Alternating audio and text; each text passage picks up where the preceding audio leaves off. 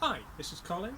To all our storytelling friends out there, in these times of crisis, it reminds me of the Decameron, which is a book around about the 14th century in Italy, where 10 people went away to avoid the plague and tell each other stories.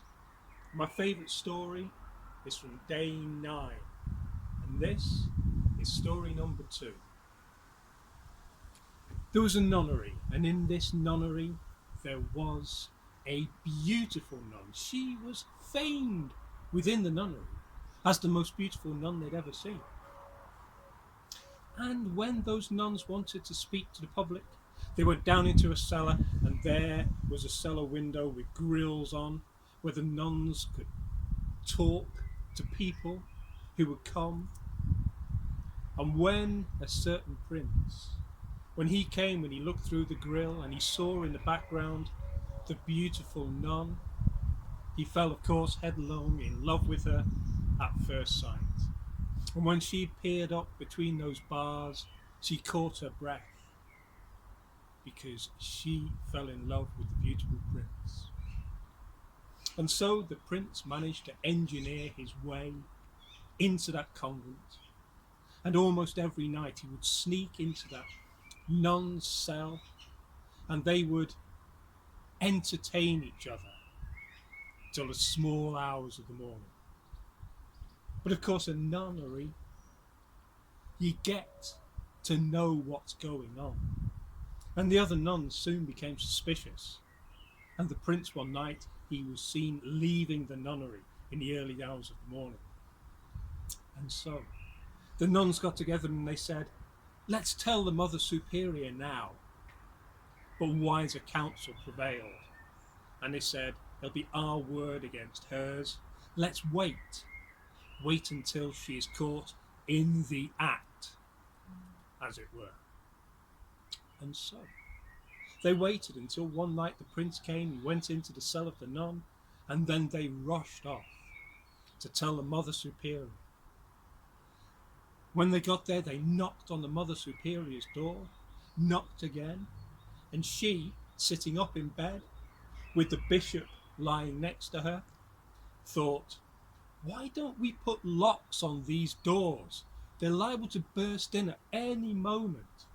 And so she said, "Wait, wait, I will come and see what's going on." And so she put on her dress, she put on her shoes, and then that white cowl over her head, she picked it up, she put it on, but in her rush, it wasn't the cowl she'd put on, it was the bishop's underpants. And out she strode. And all those nuns were so excited that the beautiful nun was going to get it that they didn't even notice that she had underpants on her head. And they went and they broke in, they pushed open the door, and there was the beautiful nun and the beautiful handsome prince entertaining each other.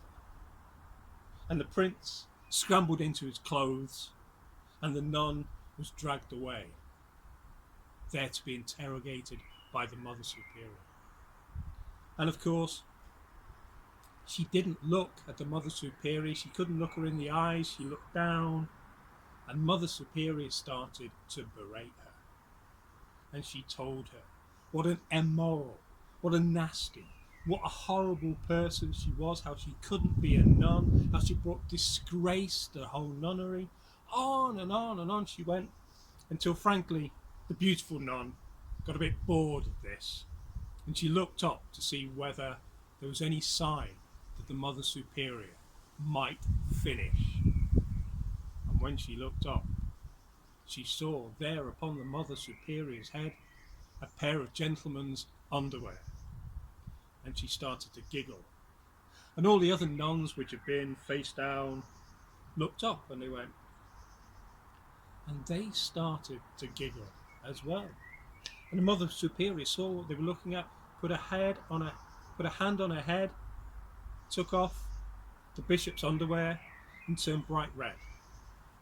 And she dismissed all the other nuns, and she had a private word with the most beautiful nun. And she said, "Why didn't you tell me that the prince was just coming here to educate you, to teach you languages, to teach you mathematics, to improve you. If only I'd have known there'd have been no need for this subterfuge. And so from that day on, much to the annoyance of all the other nuns, once an evening the prince would come, he would be led into the nunnery and led to the cell of the beautiful nun, and they would spend the night educating each other, whilst the Mother Superior educated the bishop. That's the story of the beautiful nun, number 2 story of the 9th day of that wonderful book. Hope you're all well. As soon as all this is over, we'll see you again.